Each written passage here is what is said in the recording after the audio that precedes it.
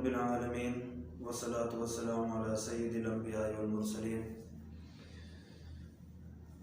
اما بعد فاعوذ باللہ من الشیطان الرجیم بسم اللہ الرحمن الرحیم ربنا آتنا فی الدنیا حسنة وفی الآخرة حسنة وقنا عذاب النار صدق اللہ العظیم وصدق رسولہ النبی الکریم ونحن على ذلك لمن الشاہدین والشاکرین والحمد للہ رب العالمین اللہم صل علی سیدنا و مولانا محمد وعلی آل سیدنا و مولانا محمد وبارک وسلم علیہ۔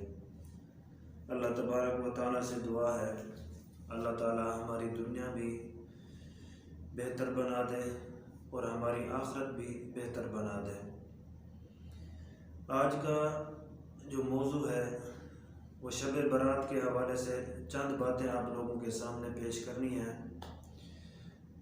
تو 2-3 باتیں ہیں اس رات کے حوالے سے جو پیش کرنی ہے آپ لوگوں کے سامنے۔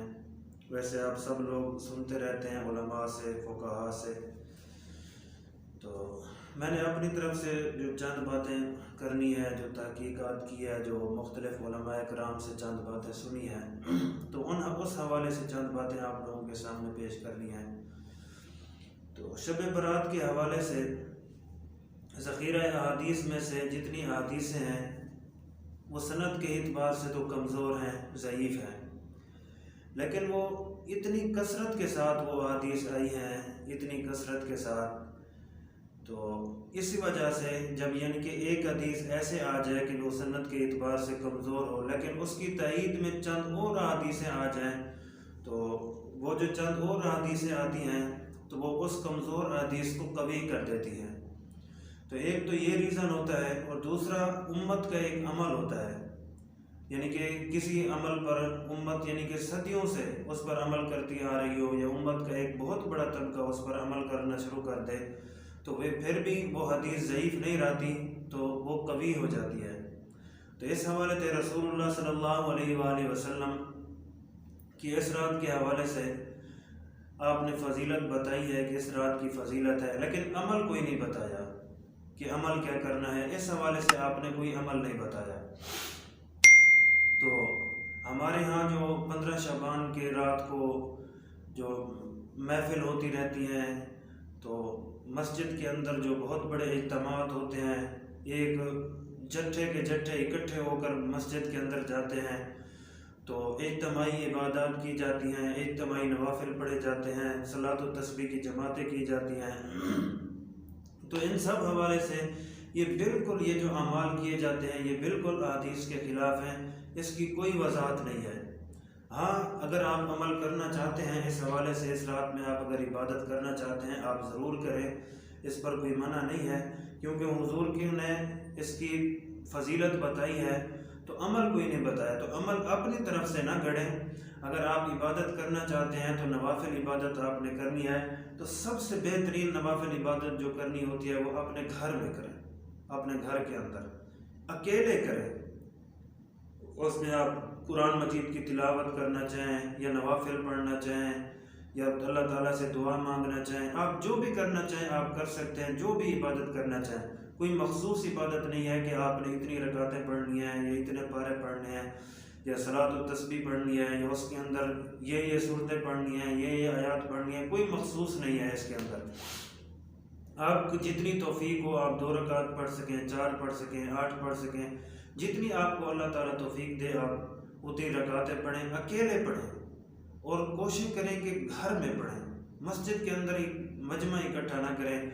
تو اس حوالے سے یہ باتیں جو آپ لوگوں کے سامنے کرنی تھی وہ یہ تھی۔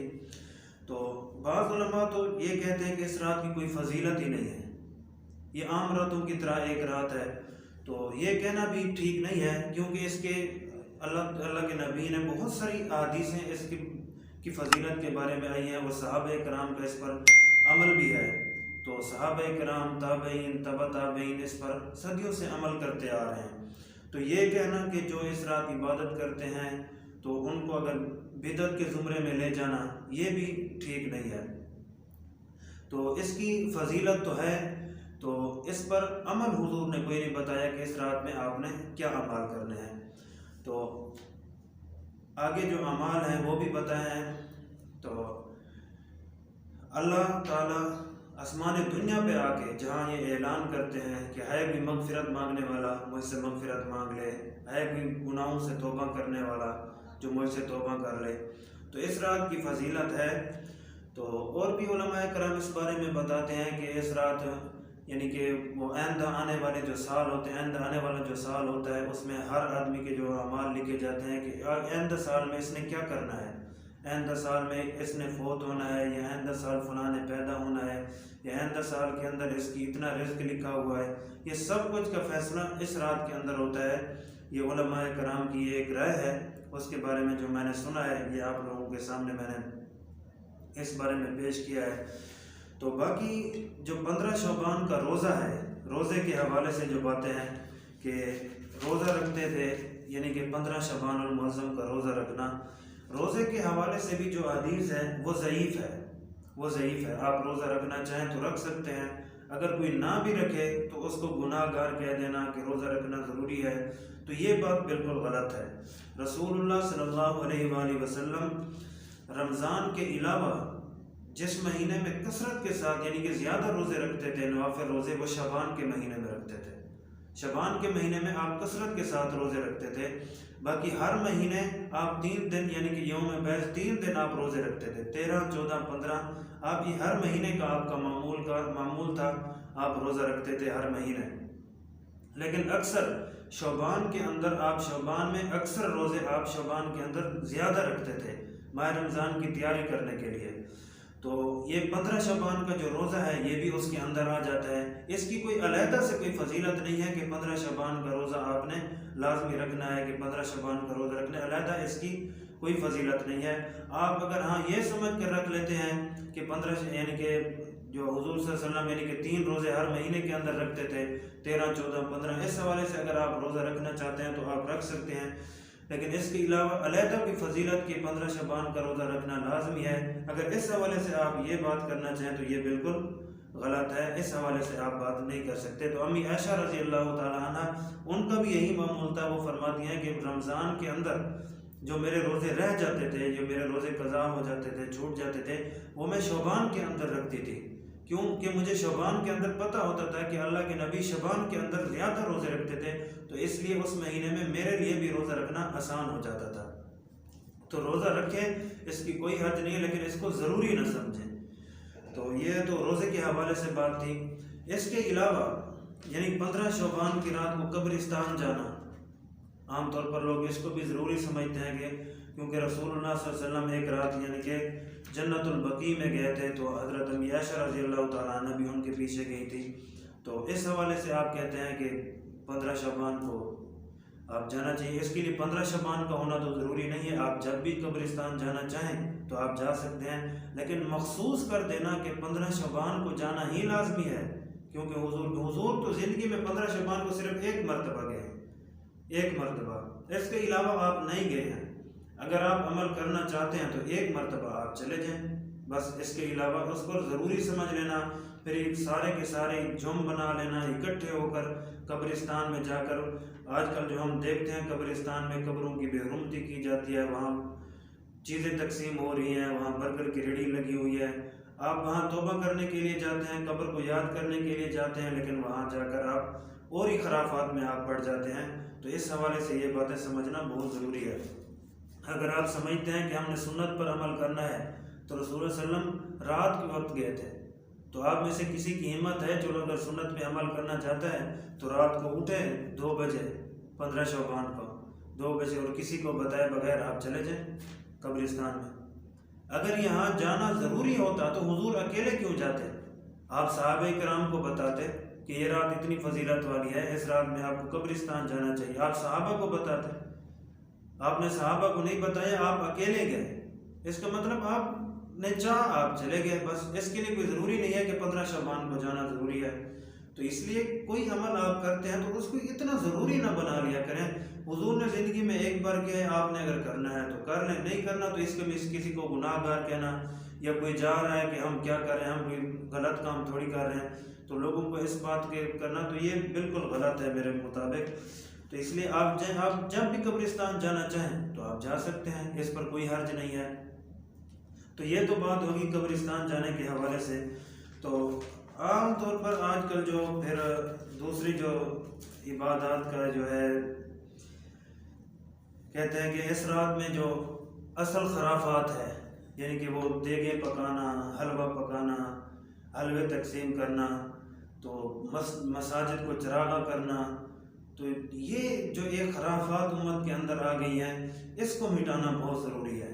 یہ بدعات ہے، ان بدعات سے ہمیں بچنا چاہیے۔ ان بدعات سے جو کام رسول اللہ صلی اللہ علیہ وسلم نے کیا ہے صرف اسی حد تک آپ رکھیں، اس سے آگے آپ نہ بڑھیں، اپنی طرف سے دین میں اضافہ نہ کریں۔ اپنی طرف سے اس رات میں حلوے تقسیم ہو رہے ہیں، دیگیں پک رہی ہیں، یہاں جو عبادت کرنے والے ہوتے ہیں ان کی عبادت کو بھی ضائع کیا جا رہا ہے۔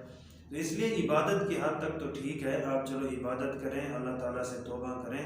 اس کے علاوہ اب حلوے پکانا، دیگیں پکانا، یہ ایک شیطانی عمل ہے، شیطان آپ کو ورگلا رہا ہے تاکہ یہ عبادات کی طرف نہ جائیں، ان خرافات میں چلے جائیں۔ تو ان خرافات سے ہمیں بچنا چاہیے، عبادات کی طرف ہمیں آنا چاہیے۔ تو اس لیے کوشش کریں ان عبادات کی طرف آئیں۔ ایک طرف رات کو جتنی اللہ تعالیٰ توفیق دے اتنی عبادت کریں۔ دن کو آپ روزہ رکھنا چاہیں تو آپ رکھ لیں، نہیں رکھنا چاہتے تو آپ نہ رکھیں، اس میں کوئی گناہ گار نہیں ہے۔ اس لیے کوشش کریں اگر رکھ لیں تو بہتر ہے، نہیں رکھیں گے تو کوئی بات نہیں ہے۔ رسول اللہ صلی اللہ علیہ وسلم فرماتے تھے کہ اس رات میں جو فیصلے ہوتے ہیں نا، اگلے سال آنے والے میں کس نے فوت ہونا ہے، کس نے پیدا ہونا ہے، تو رسول اللہ صلی اللہ علیہ وسلم یہ فرماتے تھے کہ آئندہ سال میں جب میرا یہ نام لکھا جائے کہ آئندہ سال میں نے کیا کرنا ہے، تو میں اس حالت میں ہوں کہ مجھے روزہ ہو، یعنی کہ میں روزے کی حالت میں ہوں۔ تو آپ تو شعبان میں اکثر روزہ رکھا کرتے تھے، تو اس لیے آپ 15 شعبان کا اگر روزہ رکھنا چاہیں تو آپ رکھ سکتے ہیں، اس میں کوئی حرج نہیں ہے۔ آپ اگر عبادات کرنا چاہیں تو عبادات آپ کر سکتے ہیں۔ میں صرف یہ چند باتیں آپ لوگوں کو بتانا چاہتا تھا کہ اس میں اجتماعی عبادات نہ کریں۔ صلاۃ و تسبیح کی کہیں جماعت ہو رہی ہے، کہیں نوافل کی جماعت ہو رہی ہے، کہیں مخصوص رکعتیں پڑھی جا رہی ہیں، کہیں مخصوص سورتیں پڑھی جا رہی ہیں، تو یہ سب کچھ یہ غلط ہے۔ آپ نے کوئی عمل نہیں بتایا، آپ عمل کرنا چاہیں جتنا آپ اللہ تعالیٰ آپ کو توفیق دے۔ تو بعض علماء فرماتے ہیں کہ اس رات اللہ تعالیٰ سب کی مغفرت فرما دیتے ہیں، جو بھی دعا کرے سب کی مغفرت فرما دیتے ہیں۔ اور فرماتے ہیں بنو کلب ایک قبیلہ تھا، ان کے پاس یعنی کہ مویشی زیادہ تھے، بکریاں زیادہ تھی۔ فرماتے ہیں کہ اللہ تعالیٰ اتنے لوگوں کی بخشش فرماتے ہیں کہ جتنے بنو کلب کی بھیڑوں کے یعنی کہ ان کے جسم پر جتنے بال ہیں اتنے لوگوں کی اللہ تعالیٰ بخشش فرما دیتے ہیں۔ یعنی کہ چند لوگ ان میں پھر ایسے ہیں جن کی اس رات بھی مغفرت نہیں ہوتی، جیسے مشرک، شرک کرنے والا، اس کی بھی اس رات مغفرت نہیں ہوتی۔ شراب پینے والا، شراب کا عادی، اس کی بھی مغفرت نہیں ہوتی۔ شلوار کو ٹخنوں سے نیچے رکھنے والا، اس کی بھی مغفرت نہیں ہوتی۔ جو والدین کا نافرمان ہے اس کی بھی مغفرت نہیں ہوتی، اور زنا کرنے والا اس کی بھی مغفرت نہیں ہوتی۔ تو یہ 5 لوگ ہیں جن کی مغفرت اس رات بھی نہیں ہوتی۔ اس رات کا مطلب یہ نہیں ہے کہ ان کی مغفرت ہوتی نہیں ہے، لیکن یہ ایسے لوگ ہیں کہ یہ پینڈنگ میں چلے جاتے ہیں۔ یعنی کہ اگر آپ نے توبہ کرنی ہے سب سے پہلے آپ ان گناہوں سے توبہ کریں، ان گناہوں سے توبہ کریں۔ اللہ تعالیٰ غفور الرحیم ہے۔ اگر آپ توبہ کریں گے، جو بھی آپ گناہ کرتے ہیں، چاہے شرک کرتے ہیں، زنا کرتے ہیں، والدین کی نافرمانی کرتے ہیں، ان سب گناہوں کی آپ توبہ کر لیں، اللہ تعالیٰ غفور الرحیم ہے۔ اس کے لیے پھر شب برات کی بھی ضرورت نہیں ہے، لیلۃ القدر کی بھی ضرورت نہیں ہے، خانہ کعبہ میں جانے کی ضرورت نہیں ہے۔ جہاں آپ اللہ تعالیٰ سے توبہ کرنا چاہیں وہ غفور الرحیم ذات ہے۔ انشاءاللہ اللہ تعالیٰ کی ذات سے اچھی امید رکھنی چاہیے، اللہ تعالیٰ ضرور ہمیں معاف فرما دیں گے۔ اس لیے انسان تو ہے گناہ کا پتلا، ہم سارے گناہ گار ہیں، تو اللہ تعالیٰ سے دعا ہے اللہ تعالیٰ ہم سب کی مغفرت فرما دے اس رات کے حوالے سے۔ تو جتنی اللہ تعالیٰ توفیق دے آپ اتنی عبادت کریں، اس میں کوئی خاص نہیں ہے۔ لیکن میں بتانا یہ چاہتا تھا کہ صرف خرافات سے آپ بچیں، اور جو اعمال اللہ کے نبی نے نہیں بتائے ان کی طرف آپ نہ جائیں۔ آپ جتنا عمل کرنا چاہتے ہیں اتنا کریں۔ اگر آپ قبرستان جانا چاہتے ہیں تو آپ ضرور جائیں، صرف ایک دن کو خاص نہ کر لیا کریں کہ صرف 15 شعبان کو ہی قبرستان جانا ہے بس پورا سال ختم، صرف محرم کے 10 دن قبرستان جانا ہے پھر پورا سال ختم۔ تو یہ جو ہم نے چند اعمال بنا لیے، چند دنوں کے ساتھ مخصوص کر لیے، تو ان کو مخصوص نہ کیا کریں۔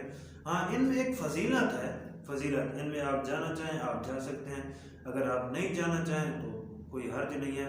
اگر آپ روزہ رکھنا چاہیں تو رکھ سکتے ہیں، اگر نہیں رکھنا چاہتے تو کوئی حرج نہیں ہے۔ آپ اس رات جاگنا چاہیں، عبادت کرنا چاہیں کر لیں، نہیں کرنا چاہتے تو کم از کم ایک کام کر لیں، آپ عشاء کی نماز جماعت کے ساتھ پڑھیں، عشاء کی نماز، اور بغیر کوئی گناہ کیے آپ سو جائیں، اور صبح کی نماز جماعت کے ساتھ پڑھ لیں، تو یہ بھی بہت بڑی بات ہے۔ تو یہ چند باتیں آپ لوگوں کے سامنے جو ٹوٹی پھوٹی میری تحقیق تھی، جو علماء سے میں نے سنی ہے، وہ آپ لوگوں کے سامنے پیش کر دی ہیں۔ باقی علماء کرام ہماری بہتر تربیت فرما سکتے ہیں، وہ ہم سے بہتر جانتے ہیں، ان کو بھی سنیں، ان کی جو باتیں ہیں ان پر بھی عمل کریں۔ جو کچھ کہا سنا اللہ تعالیٰ عمل کی توفیق عطا فرمائے۔ وما علینا الا البلاغ۔